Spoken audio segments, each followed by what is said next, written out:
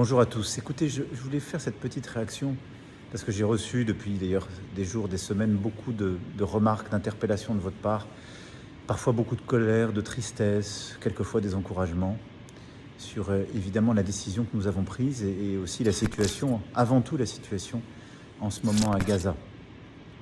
Alors je voulais vous dire que comme vous, j'ai été blessé, heurté et partagé la douleur de toutes les familles de victimes et d'otages du 7 octobre 2023. Que nous n'en oublions aucune. Il y a quelques jours encore, ici même dans ce bureau, j'étais aux côtés de certaines de ces familles. Je n'oublie absolument pas la peine, la souffrance, la détresse de toutes les familles de victimes de Gaza et ceux qui vivent aujourd'hui sous les bombardements sans avoir accès à l'aide humanitaire. Et au fond, toutes les vies se valent et derrière ça, nous avons des vies volées, des vies emportées, des gens qui souffrent. Et ce que nous voulons, ce que veut la France, c'est la paix. Ce que veut la France, c'est un cessez-le-feu immédiat. Ce que veut la France, c'est que les 48 otages soient libérés sans délai.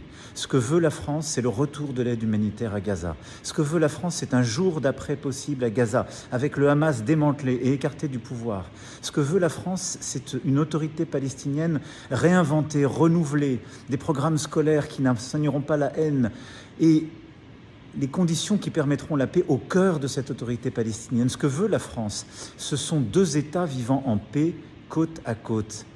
Un État d'Israël qui reconnaît un État de Palestine, un État de Palestine qui reconnaît un État d'Israël, un État de Palestine qui sera démilitarisé et qui vivra en paix aux côtés d'Israël.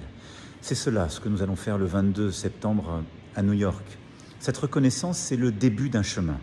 C'est un parcours, avec toutes ces conditions, ces exigences pour les parties prenantes. Et au fond, c'est un parcours, un chemin pour la paix, pour sauver des vies et pour essayer ensemble d'être à la hauteur de ce que nous nous devons, la dignité humaine. Merci beaucoup.